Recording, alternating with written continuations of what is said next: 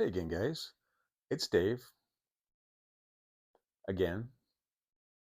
Third video for the day.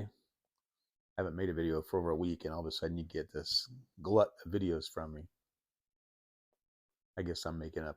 Thursdays, of course, is my working from home day, so I have a little bit of time.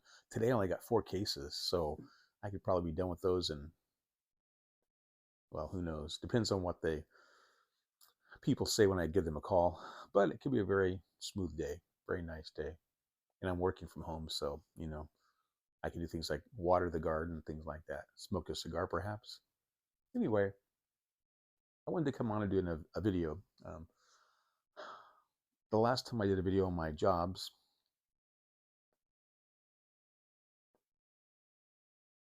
I don't remember which one I did last, but I know the one that's coming up.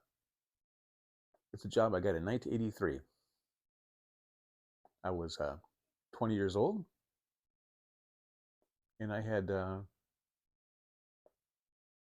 worked at different places, truck washes, oil fields, hurt my finger, went to school, continued to go to school. Um, I was encouraged to apply for a custodian job at a school, a local school. So I applied for the job. I met with a man.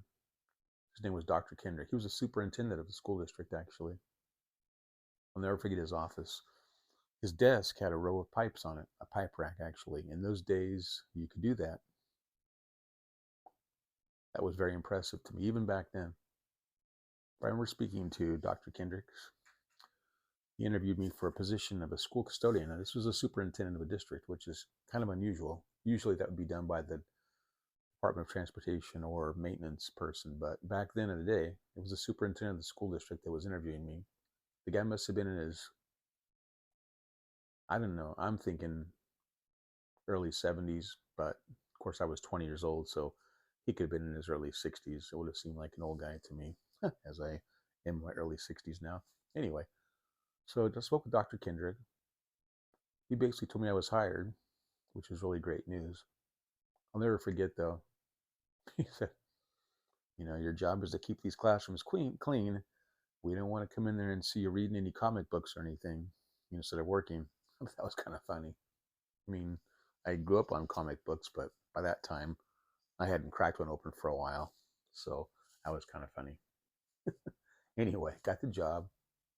It was a night custodian position. So that meant that I could go to school during the daytime hours, in the morning at least, and start work. The job lasted from 1:30 p.m. till 10 p.m. Monday through Friday night, um, which I knew that I'd miss being able to hang out with my friends on Friday nights, but it was a good job. So started the job, met my coworkers, um, basically did what a school custodian does. I rode my little scooter out there. At that point, I had a Yamaha Riva, a little scooter, and with my little British flag, which is funny because it was a Japanese brand, but back then, scooters, if you rode a scooter, you were a mod back in these early 80s. So my British flag on there, I'm a Union Jack flag. And I worked that job for about 5.5 years. After about 3 years, I was promoted to a day position. So I got to go to work at 7 in the morning and get off at 3:30, which was really nice. It was a good job. Met a lot of neat teachers, a lot of nice people. Uh, Enjoyed it. It was the first real job that I had. I remember it cleared about $1,000 a month, which was really good in 1983 for a 20-year-old kid. So, like I said, I worked there until I was about 25, 26.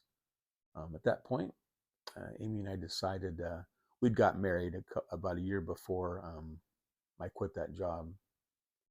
We had been looking at colleges, Christian colleges, and were given a full ride scholarship to a local university. Well, not local, Fresno Pacific University, which is a Christian university that's about an hour and a half north of us in Fresno, California. So we accepted that and said goodbye to family and friends. And I had to say goodbye to that job, which was kind of hard to do. That was actually in August of '89. So I had worked there for about almost 6 years, I guess. Anyway, said goodbye to the school custodian job, which I enjoyed a lot. I always had my Walkman with me with all my cassette tapes that I had listened to throughout the evenings when I did my cleaning. I had a little bit of time if I finished early with my work to do homework from school. I remember lugging my old portable typewriter with me out to the job. I'd hang my backpack on the handlebars of my scooter. It was about 20 minutes away from home down the freeway, and taking all my stuff with me in a backpack and doing my homework when I had time. So it's a good job for that. The only thing was the hours were a little bit limiting as far as going to school, because during the daytime hours, back then my major was history, and there were only so many history classes that you could take. I'd already done general ed at Bakersfield College, so when I transferred to Cal State Bakersfield, uh, my emphasis was on history, but you could only take certain classes during the daytime. So that was kind of tough for a while. Then when I went on nights or on days, I could only take evening classes. So I spent a lot of time taking classes that probably weren't the most beneficial to me back then, just trying to get done and accumulate enough credits.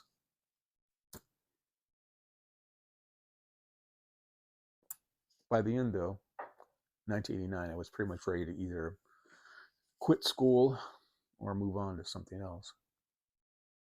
So I got that full ride scholarship, which helped out tremendously, encouraged me to stay in school and finish up. So that's what I did. But that's for another story, another day. Thanks for listening, guys. I appreciate you hanging out with me. I guess I should get to work now since I'm on the clock. Talk to y'all soon. God bless.